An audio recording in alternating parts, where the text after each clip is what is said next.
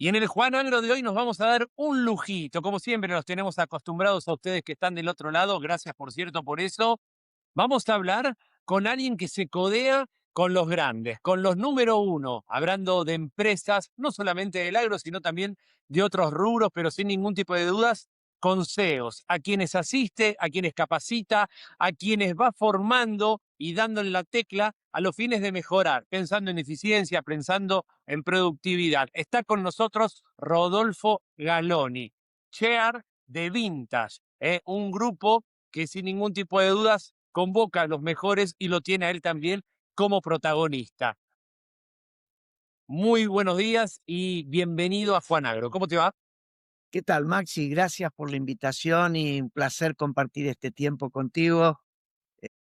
Seguramente vamos a tener una charla linda.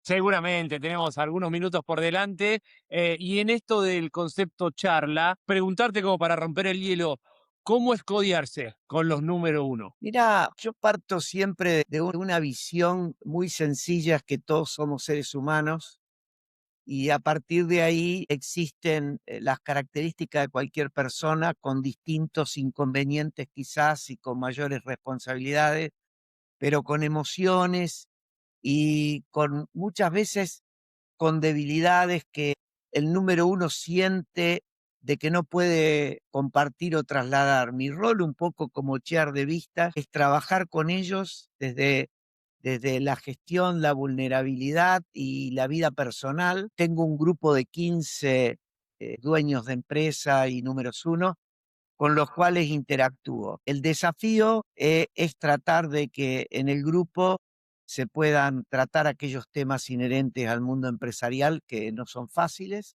pero que a veces simplemente con poder compartirlo ya te trae un beneficio especial. Vos sabés que el número uno y el dueño de la empresa viven la soledad del poder muchas veces para tomar decisiones y yo trabajo en ese ámbito. O sea, que te escucho y la primera pregunta que me surge pensando en las empresas agropecuarias y de otros rubros es, número uno, ¿se nace o se hace? Mira, yo creo que hay en el mundo empresarial distintas características. Hay personas que tienen un espíritu emprendedor nato y básicamente uno los ve con un espíritu muy particular, creativo, verdaderamente son creadores de grandes empresas. Y hay otras simplemente que han sido técnicos, que han observado desde su capacidad la oportunidad de negocios y han creado empresas que hoy son sumamente exitosas. Yo diría que es un mix de algunas características personales con otras que tienen que ver con más la toma de decisión, el tomar riesgos, el no estar en la comodidad de ganar dinero de otra manera. El empresario es un tomador de riesgos serial, digo yo siempre. A veces uno no lo reconoce desde mirándolo desde otro lugar, pero el empresario es una persona muy especial que tiene en sus manos, en muchos casos, la vida de muchísimas personas que son las que están empleados o trabajando en sus empresas. O sea, que decís tomador de riesgo serial, una persona especial, yo lo subtitulo a lo Netflix y digo, un loco. En estos tiempos y en algunos países como el nuestro, hay que estar medio limado. Yo creo que eh, en Argentina hay que tener mucho de locura. El mundo de los negocios, me ha tocado viajar y es estresante para cualquiera, desafiante. Hay gente que ha fracasado, que se ha reinventado, que ha vuelto a intentar. Hay casos de todo tipo y color, pero Argentina es un caso extraordinario. Yo he viajado a Estados Unidos, a Europa, y la gente, la primer pregunta que fluye cuando conocen nuestra historia es ¿cómo hacen?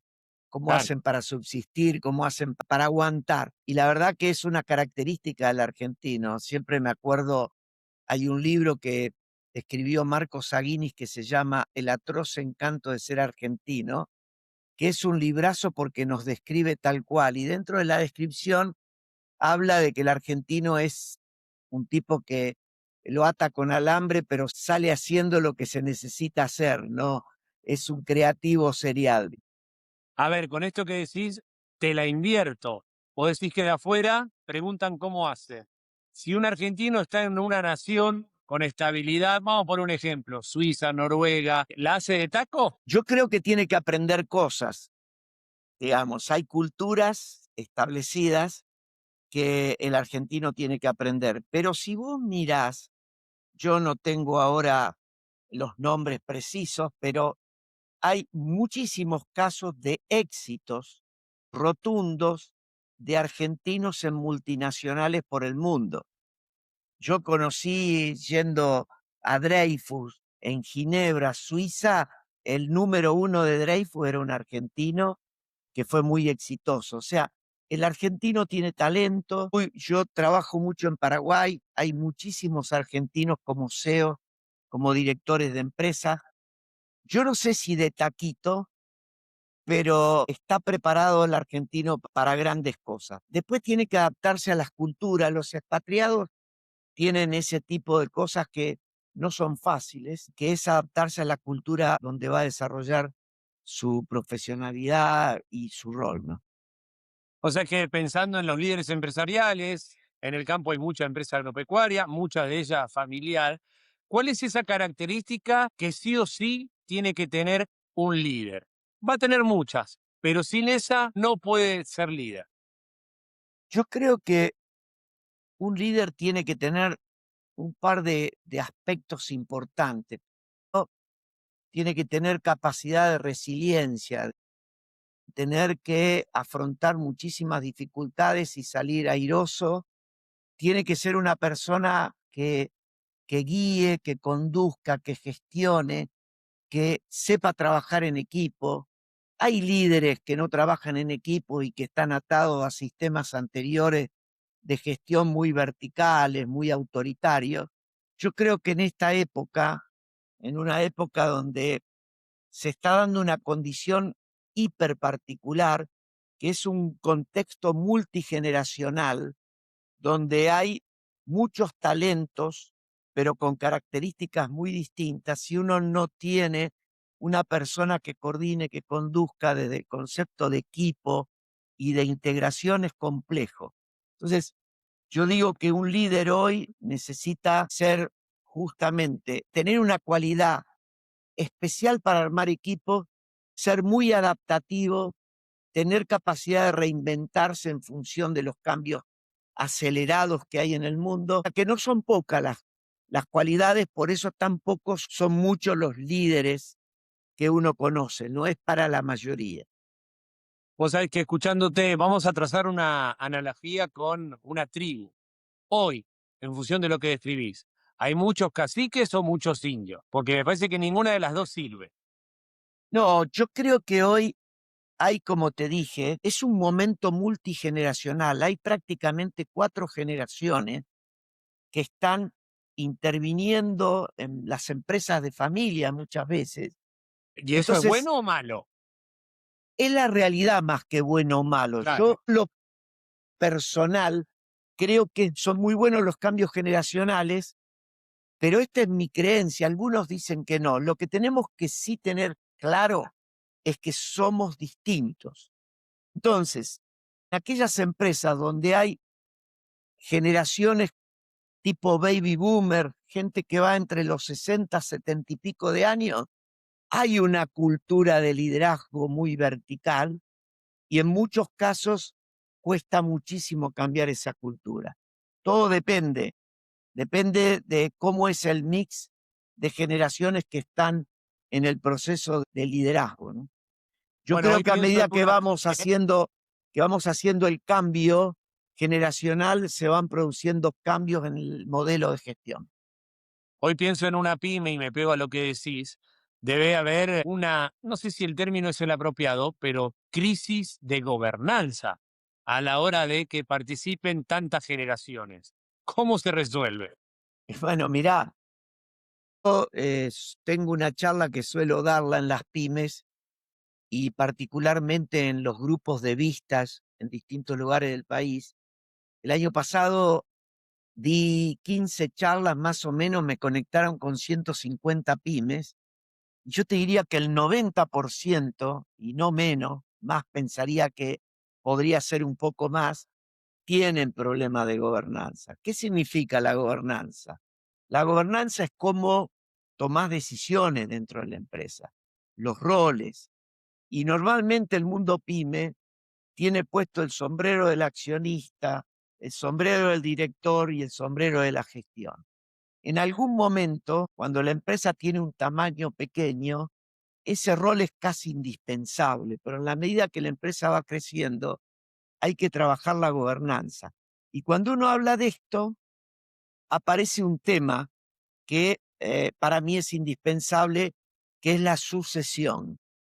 Hay empresas pymes con gente de 70 años, 75 años, los he tratado durante el año, que están conducidas por este tipo de personas, que ha sido fundador, emprendedor, tipos brillantes mentalmente, pero que cuando vos te pones a hablar, parecería como que se creen invencibles, inmortales y no han trabajado la sucesión. Es un problema en la pyme. Y yo creo que hoy es un tiempo de pensar mucho en la gobernanza y la profesionalización de la empresa. Bueno, entiendo que es un defecto el hecho de no saber delegar, a lo mejor.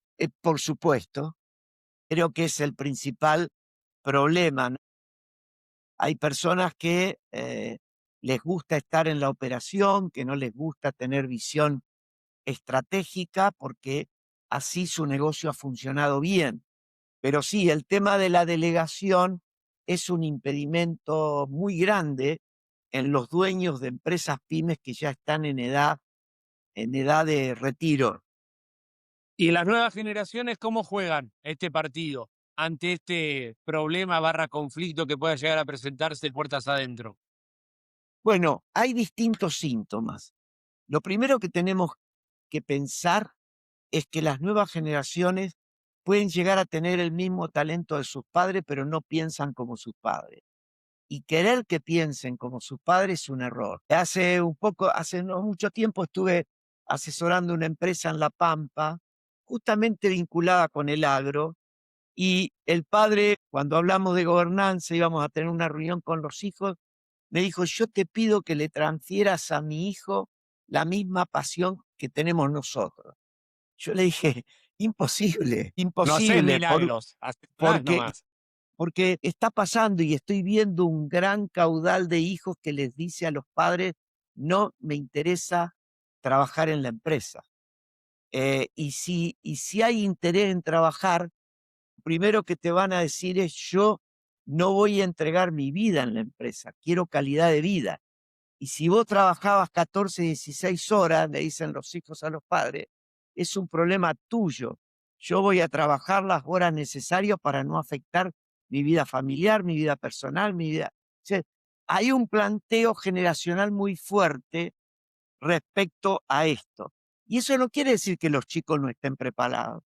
Hay chicos muy talentosos, pero van a querer encarar su proceso profesional muy distinto a lo que eran sus padres. Me imagino que en ese conflicto es que aparecen las ripideces, ¿no? No sé si es bueno o malo lo de antes, no sé si es bueno o malo ahora, sí es distinto. En la medida en que se pueda ser eficaz, es otro cantar. ¿Cuántas horas se trabaja, cuántas no? Por ejemplo, en China dicen muchos que no hay un horario fijo de trabajo. Cuando vos cumplís tu tarea, se terminó. Hoy también acá hoy se está trabajando muchísimo dentro del ámbito empresarial y en las empresas lo que se llama el bienestar de las personas. El bienestar de las personas tiene que ver, y creo que post pandemia esto se profundizó muchísimo, con respetar la calidad de vida, aunque uno pueda exigir en los resultados. Y ahí es donde aparecen las cuestiones generacionales que quizás a los mayores les resulta difícil asumir que las nuevas generaciones puedan tener el mismo éxito que ellos, pero haciendo las cosas distintas. Hoy la tecnología te permite mejorar la calidad de vida. Creo que este cambio que se está produciendo ahora es un cambio muy trascendente. El cambio generacional, yo creo que es el corazón del gran cambio cultural que se está produciendo en el mundo empresarial. Ahora, en este nuevo escenario y en lo que viene, en virtud de lo que analizás y tu experiencia con empresarios números uno que comparten problemáticas seguramente, Te pregunto, tampoco estamos hablando de un libertinaje o un libre albedrío. Acá si no tenés gestión, sonaste. Yo tengo un dicho que me gusta decirlo, que uno tiene que ser a nivel ejecutivo blandos con las personas y duro con el problema. ¿Qué significa esto? De que hoy se está respetando mucho el bienestar de la gente en el ámbito de trabajo, en el trato, en el respeto, pero lo que no se negocia son los resultados. Digamos, las empresas no son ONG, las empresas necesitan rentabilidad y si vos no tenés indicadores positivos, vos podés tener todo el bienestar, podés tener gente contenta, pero no podés negociar los resultados. ¿Eso a qué te lleva, Maxi? Te lleva a que vos tenés que ser duro en la exigencia, tenés que vivir el proceso y mucha gente que no se adapta, en algún momento tenés que tener la conversación difícil de decirle que vos le das oportunidades, pero él tiene que estar a la altura o ella a la altura de las circunstancias. Y estas circunstancias para formar un buen equipo y sentir que los subordinados, si se quiere, están con la camiseta puesta y tiran todos para el mismo lado. ¿Cómo se consigue? Yo creo que ahí es donde está el liderazgo. Uno tiene que tener distintas pautas. Ahí es donde está el liderazgo de poder, el líder tiene que saber elegir a su equipo y tiene que tener claro cuál es su objetivo. Esto es un tema complejo. Hoy armar un equipo profesional equilibrado es como un equipo de fútbol. Muchas veces vos tenés figuras, tenés personas con mucho talento, pero que no se adaptan y no lográs resultados. Entonces, ahí, por eso el director técnico es tan importante en cualquier deporte, porque es el que forma el equipo y es el que baja el espíritu de los objetivos, de las metas, etcétera, etcétera, el que convence al jugador, el que lo va de alguna manera preparando, lo va haciendo crecer. Vos sabés que hay un dicho de Peter Drucker muy interesante. Peter Drucker fue un maestro dentro del management, un referente, y él decía que ser un muy buen director o un muy buen gerente general no era saber de todo, sino tener a los mejores y saber gestionar a los mejores. Muchas veces uno tiene la confusión de decir, che, si vos sos el número uno, tenés que saber de todo. Vos tenés que ser un generalista que conocés de todo, pero a mí me encanta el concepto de que mi equipo, mi gerente de producción sabe más que yo sobre producción. Mi gerente de marketing sabe más que yo de marketing. Y yo logro que el equipo se amalgame, voy a tener los mejores resultados porque voy a tener a los mejores. Pero tener a los mejores me exige a mí saber armar el ambiente adecuado y poder tener a todos luchando por los mismos objetivos. ¿Qué papel juega la tecnología y los distintos avances con la inteligencia artificial como gran protagonista de esta era en las empresas? Mira, yo creo que la tecnología va a jugar un papel recontra fundamental. Creo que no estamos dimensionando los cambios que se pueden llegar a venir, ni yo los dimensiono hoy desde mi posición, pero particularmente el rol del CEO o número uno o dueño de empresa se va a potenciar o se va a debilitar en función de cómo acepte la tecnología y cómo la use. Yo me encuentro con gente que no se adapta, no la quiere usar, descree la tecnología quizás por la edad, por ser de otra generación, esa persona no tiene futuro. Y conozco chicos muy jóvenes que manejan la tecnología con una habilidad y una capacidad impresionante que para mí son los grandes líderes del futuro. Hablando de líderes y de números unos con los cuales vos tenés contacto permanentemente, pienso en el sector agropecuario y en otros tantos sectores, aquellos que están allá en la cúspide, que miran para el costado, como decía alguno, y no hay nadie, están todos abajo. ¿Pueden permitirse tener algún tipo de temor o no hay espacio para eso? Pienso en toma de decisiones, por ejemplo. Y yo particularmente creo que el número uno necesariamente tiene que tomar riesgo y tomar decisiones. Yo no le llamaría temor, le llamaría tomar conciencia y estar a la altura de las circunstancias para tomar las decisiones adecuadas en tiempos complejos. Y esto que parece un juego de palabras tiene que ver con esto. Yo hoy tengo que estar pensando en cualquier empresa, ya sea agropecuario o de cualquier nivel, que la tecnología me va a afectar, que tengo que capacitar a mi gente, que tengo que traer en el equipo, tengo que tener gente que aplique, use y que me aplique la tecnología al negocio. Porque si yo creo que puedo seguir manejando el negocio con las mismas herramientas que llegué al éxito, me equivoco. El éxito de ayer no me asegura el éxito del futuro. Necesito estar a la altura y ese es el gran desafío hoy del dueño, del director, del CEO de una pyme. Y si sale mal, la decisión es parte del proceso. El hecho de caer, tropezar y volver a levantarse es lo que va forjando y fortaleciendo a un líder. ¿O dice algo el hecho de tomar una o algunas malas decisiones? Yo te dije a vos que al principio me preguntaste qué condiciones tiene un líder, te dije que la resiliencia es uno de ellos y tiene mucho que ver con esto, digamos, porque cuando uno toma decisiones, siempre hay márgenes de error. Obviamente que uno tiene que minimizarlo, pero en muchos casos tomamos decisiones equivocadas y uno tiene que saber, el líder tiene que tener la claridad para volver a arrancar. No es dramático que alguna de las decisiones te salgan mal.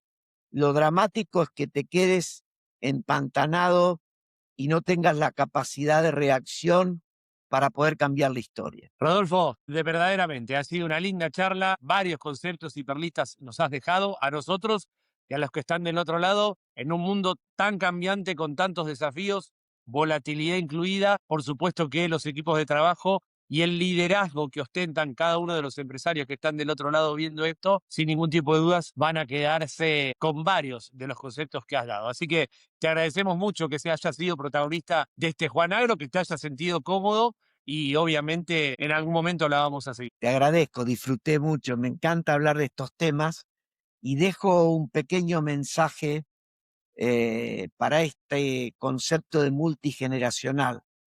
Mentalmente aquellas empresas de familia, los padres, las personas que están en una edad que les cuesta asimilar los cambios, les digo, los jóvenes tienen mucho potencial, hay que aceptar que son distintos, hay que aceptar que tienen una visión de la vida distinta, y si eso lo logramos y podemos amalgamar la experiencia de los que tienen años en el mundo de los negocios con la creatividad, la tecnología y todo lo que trae la juventud, se podrían armar equipos muy potentes. Así que los desafío a los que están escuchando este podcast a que traten de amalgamar generaciones para grandes resultados. Muchísimas gracias, disfruté mucho, Maxi. Saludo a toda la audiencia tuya. Abrazo grande, querido. Gracias.